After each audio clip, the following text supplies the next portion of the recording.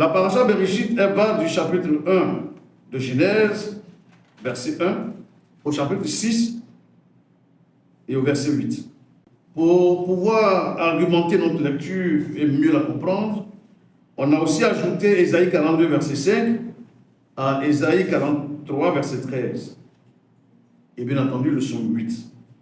Il fallait aussi lire la Torah de Yeshua, Marc chapitre 1, tout le livre, et Jean chapitre 1, aussi tout le livre.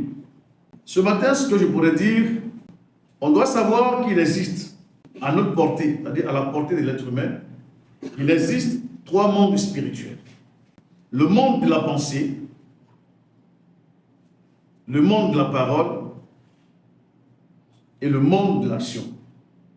Je vais d'abord vous dire que la paracha Bereshit est un grand trésor qui contient assez de secrets.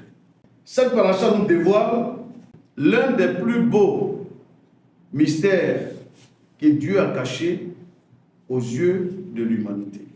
Quand nous prenons Genèse chapitre 1, le verset 1,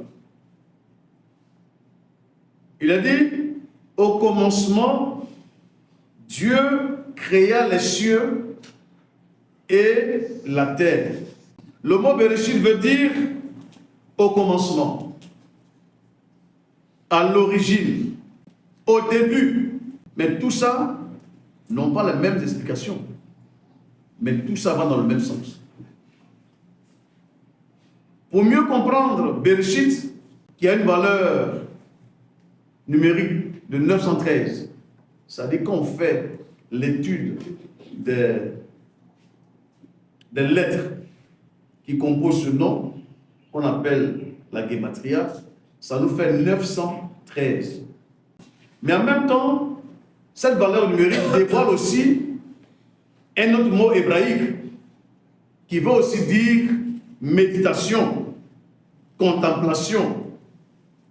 Donc, à partir de la Gematria, pour comprendre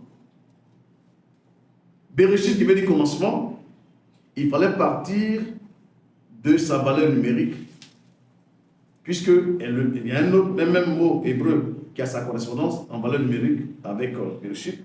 Et ce mot, en le découvrant en hébreu, nous dit méditer, méditation, contemplation, mais en même temps nous comprenons que dans le même mot méditer, qui est une profonde réflexion,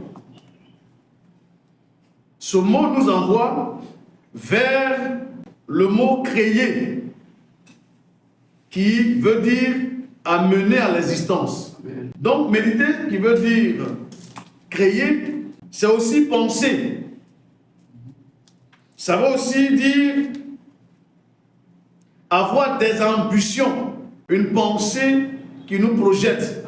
Ça veut dire que tout ce que nous faisons, la partie la plus importante dans la vie de l'être humain, c'est la pensée.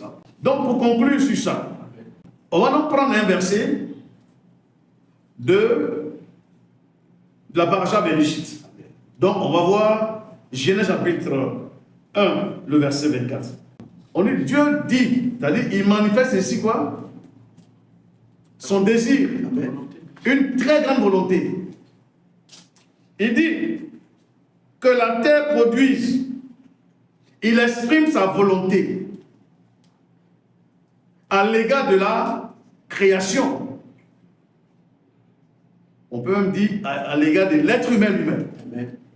Pour que l'homme, pour que toi qui es assise là, amen, ou qui es assis là, pour que tu réalises tes désirs, tu dois savoir en toi que Hachem t'a déjà tout donné. Amen.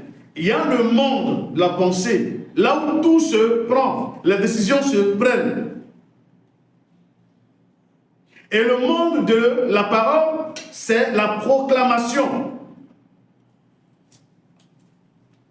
de ce que nous voulons, la proclamation de ce que nous voulons. Ensuite, en proclamant, cela va venir à l'existence.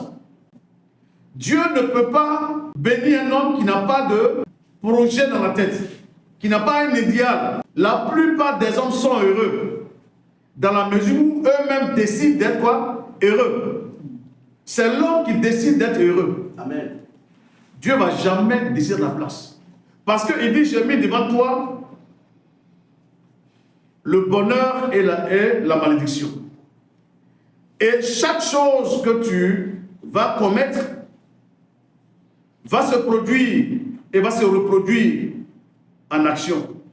Animo Bereshit nous amène à comprendre que le mystère de la réalisation, le mystère de la réussite, il est dans la pensée. Amen. L'homme est l'image de ce qu'il a en lui, puisque la pensée est le pouvoir par lequel on rentre dans le mystère de l'infini, donc on touche à Hachem lui-même, et la chose vient donc à l'existence. Bereshit nous montre simplement que la réussite de l'homme est dans le monde invisible. Ça veut dire il est important aujourd'hui. Ce que tu veux l'être, tu pourras l'être. Si tu nourris ta pensée des bonnes paroles, tu vas être à l'image des bonnes paroles. Si tu nourris ta pensée de mauvaises actions, tu seras à l'image de ces mauvaises actions. L'homme n'est que le fruit de sa pensée.